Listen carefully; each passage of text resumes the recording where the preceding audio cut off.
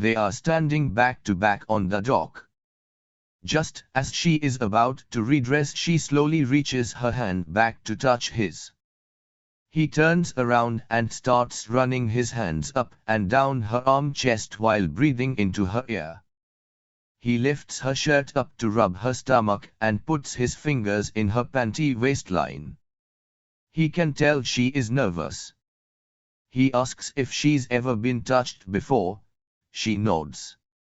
He abruptly stops, and she turns around slightly annoyed, asking him why he quit. He says that they have got time. They next show Hardin and Tessa at a bar grill. They receive their food and talk about Hardin not believing in love. She starts asking about his family, and he starts getting slightly defensive and upset. Tessa backs off. Just then Molly and Zed interrupt their conversation, and Hardin looks uneasy. Hardin tells them they were just leaving, and Molly flirts with him and asks for a ride. Hardin refuses and says that Zed can take her home. Molly is touching Hardin and clearly trying to get a rise out of Tessa. Hardin hands his car keys to her and tells her to wait outside. She gets up confused and says she will be standing by the bar. Hardin, Molly, and Zed stay at the table to talk. A few minutes pass and Hardin joins Tessa at the bar. Tessa asks him if he was embarrassed to be seen with her. He says that's not the case. Tessa then says that she plans on telling Noah about the two of them. Hardin scoffs at her and tells her nothing is going on and that if she wants to break up with Noah, she should do it for herself, not him, because he doesn't date. Tessa is shocked and angry and slams his keys on the bar top and storms out. Hardin curses to himself knowing that he messed up. Tessa is shown going through her closet and putting on makeup. She seems like she can't find a look that she likes. She is then shown waking up with Hardin staring down at her, caressing her face and asking what she is dreaming about. She wakes up and realizes that was a dream. Noah comes for a surprise visit Tessa, and they go to a bonfire. Everyone meets Noah, and they sit down. Hardin is drinking, brooding and upset at seeing Noah and Tessa together. Molly suggests they play suck and blow. They each pass a playing card to each other mouth by mouth until Jace purposefully drops his right as Tessa leans in. Jace continues to make a pass at her, while Noah tells him to back off sheepishly. Hardin jumps off the log across the fire and punches Jace, and they begin to fight. They have pulled apart and Hardin storms off into the dark. Tessa and Noah are then laying together in her room watching TV. Noah falls asleep, and Tessa receives a text from Landon asking for her help. Tessa arrives at Landon's house and sees the kitchen in disarray, glasses broken. She asks what happened. Landon says that Hardin came over in rage, drunk and started smashing things. He mentioned Tessa's name amid his tirade, and that's why Landon texted her to come over thinking she could calm him down. Tessa heads out back to the pool area where Hardin is sitting taking shots of liquor. Hardin seems surprised to see her. She tells him she thought he didn't drink. He says he doesn't or didn't. He says the mess he made inside was his celebration for his dead announcement that he is getting married to Landon's mom while his mom lives in poor conditions in London. He offers her a drink, but she refuses to say that he probably has had enough. He drops the bottle, and it shatters. Tess bends down to pick up the glass shard against Hardin's wishes, and she cuts her hand.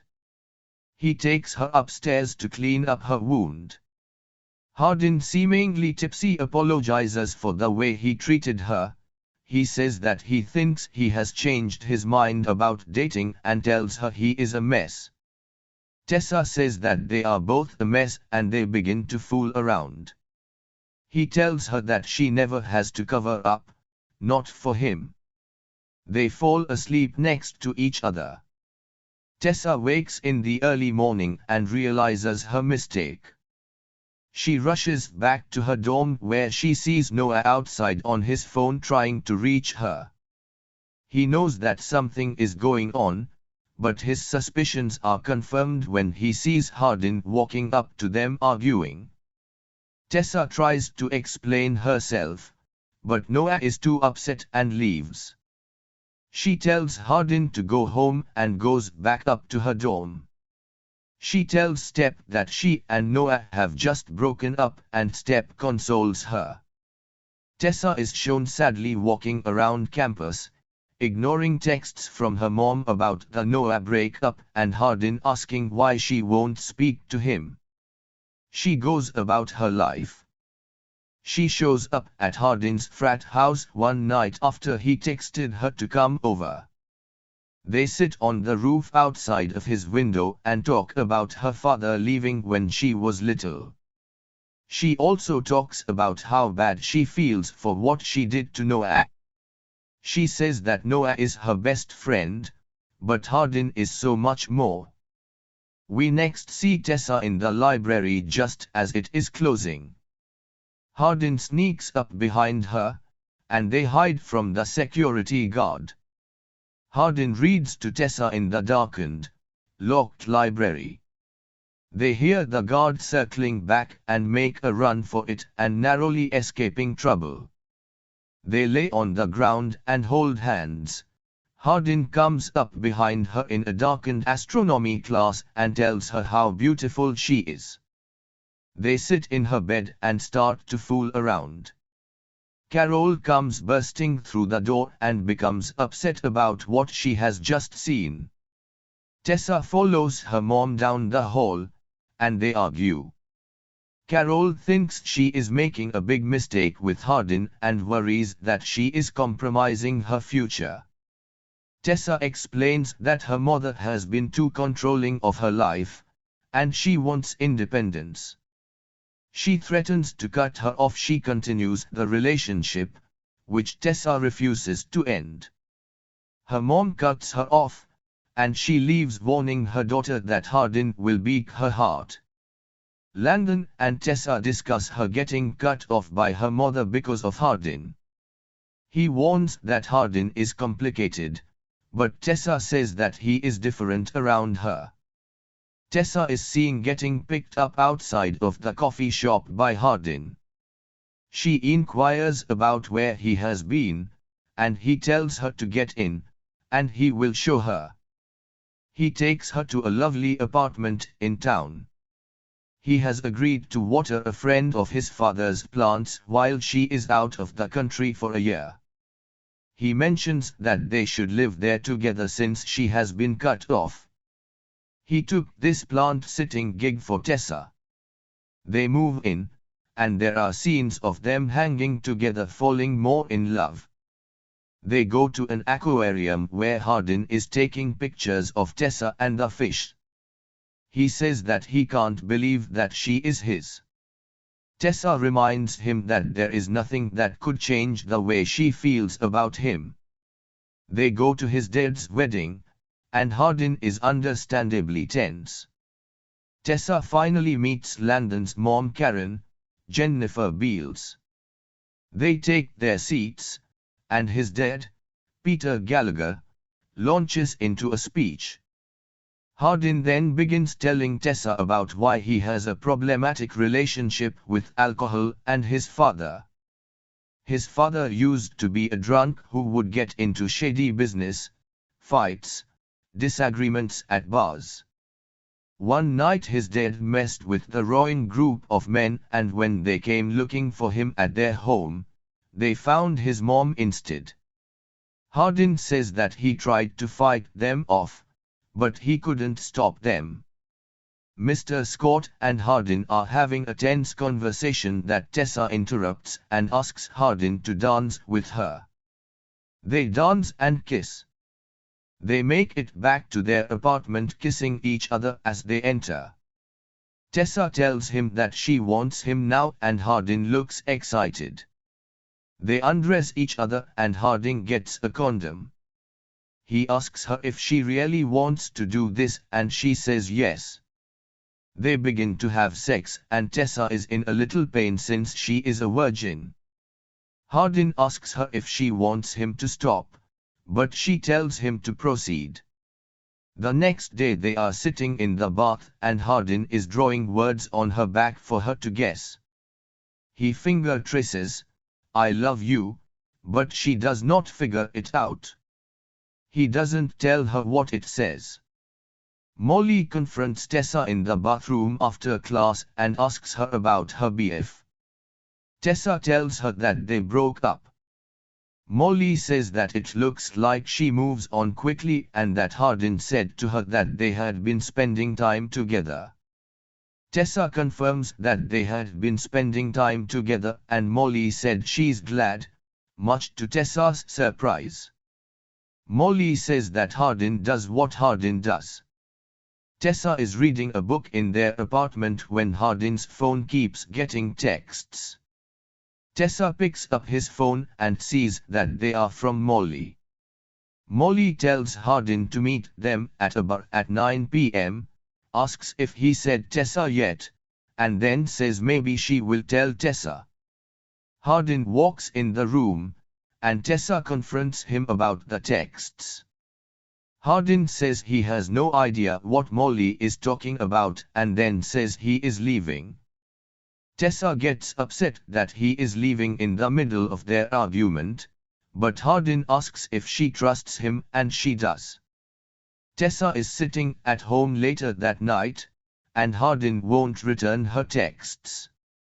She gets a text from JACE telling her to meet him at another bar, and he will tell her where Hardin is. She arrives and sees Hardin's card. She gets into it, but it is JACE inside. She demands to know where JACE is. He tells her maybe he is at Bob's. She walks in and sees Molly, Step eating at a table.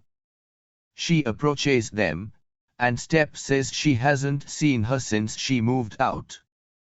Tessa tells that group that she has been living with Hardin off campus and Molly gives her a look. They all look confused about how serious their relationship is. JACE walks in with Hardin who looks mortified and scared that Tessa is there. JACE fist bumps Molly and says he has got her back. Molly starts telling Hardin how Tessa has been giving them all the details about their relationship and how adorable they are. She asks Hardin if there's anything he wants to tell Tessa. Tessa interjects and asks him if anything is going on between him and Molly. Hardin denies this. Tessa doesn't believe him, and she says that she saw the texts. Hardin says they meant nothing to him, and he didn't even reply back. Molly asks Hardin if he thinks this thing has gone a little too far. She explains that something is going on, but it's not what she thinks, referring to Tessa believing that he and Molly have been cheating with each other. Hardin tells Molly to shut up and asks Tessa to leave with him so he can explain. Molly asks Tessa if she remembers Truth or Dare.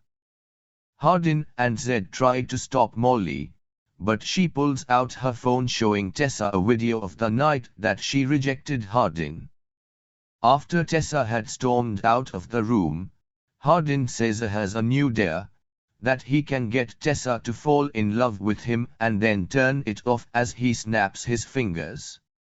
Hardin starts to cry, while Molly tells her it was all a game.